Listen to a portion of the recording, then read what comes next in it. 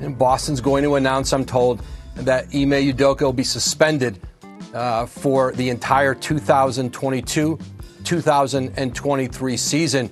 Because this dude engaged in a consensual relationship. As egregious as that may be in some people's eyes, it's really, really weak. It's sleazy. But I definitely want to touch on this Ime Udoka situation. Just saw a year suspension was just handed down by the team for an inappropriate, consensual, sexual situation with a female that worked in the organization. I've been in the league played in the league for a long time.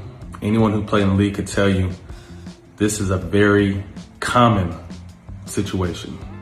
This is not new news for people who've been in the league or even around organizations. I've seen it from owners to executives to coaches to players to trainers to therapists to dancers to PR ladies. Like, this is not uncommon. And to just bring some context to it, the NBA just suspended Sarver for all the he did, and he got a year too. So you're trying to tell me what Robert Sarver did and Udoka did are even on the same level?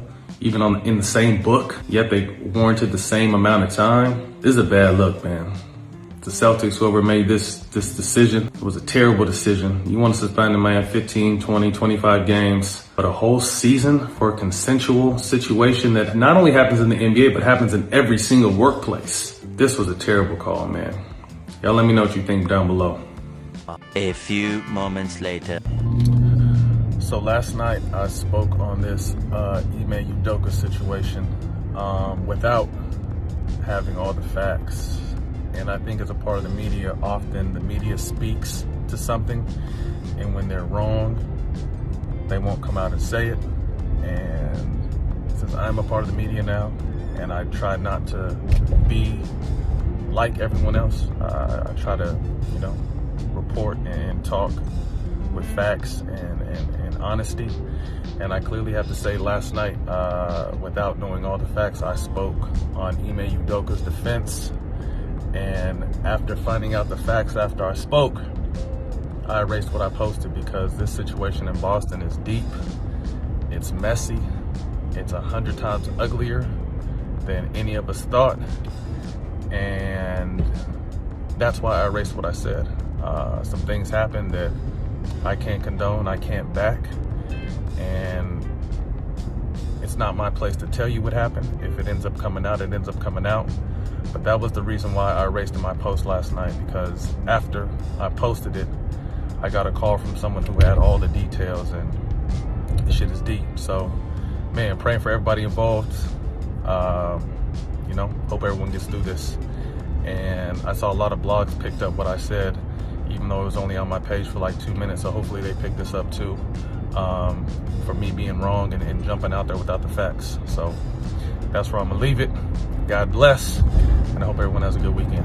When it was announced that Ime Udoka was suspended, a lot of people, men mostly, came to his defense, and now most notably Matt Barnes is backtracking. Stephen A also came to his defense, but he'll be making his backtracking statements at a later date. He's probably drafting it up right now. Media Takeout is reporting that he became obsessed with the woman after she called off the affair. This aligns with what New York Post reported of him making unwanted comments towards the woman after the affair was over. Now it's rumored he was having an affair with 2 women. Allison Feaster said it wasn't her, and we should believe her. Nia Long has to be besides herself, considering she was house shopping while he knew this was happening since July. She put out in a statement, "The outpouring of love and support from my family and friends in the community during this difficult time means so much to me. I ask that my privacy be respected as I process the recent events. All above, I am a mother and will continue to focus on my children." Now, despite the coach's apology and him agreeing with the discipline he received, he will get fired as soon as Boston settles all the lawsuits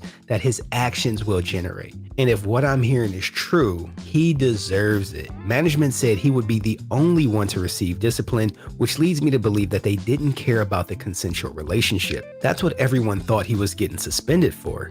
Allegedly, he continued to pursue the woman after she said no, which then he enters harassment territory. And every workplace has a zero tolerance for harassment. How he got caught still remains a mystery. Some say the husband of one of the wives he was having an affair with hired a private detective, and he was just simply caught up in the investigation. Another rumor early on was that one of the starting 5 players who didn't get along with the coach outed him. The husband may have told, or maybe not, or maybe the woman couldn't take the harassment anymore. Who knows?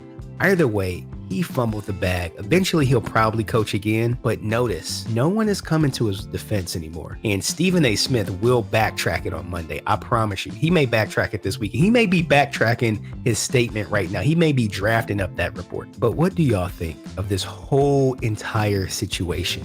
How can he be at the pinnacle of his coaching career and fumble the bag so hard? You never want to sleep with people you work with. It never works out. Don't do it. Don't be tempted by it. Now, there are some circumstances where, the man is in like the subordinate position and, his female boss may be pushing up on him. Even then, like, let's just say you do it. She could flip it. She could flip the tables on you and you get fired and she gonna still have her job. So just don't sleep with people you work with. Thanks for watching. Make sure y'all like and subscribe, and I'll see y'all in the next video. Peace.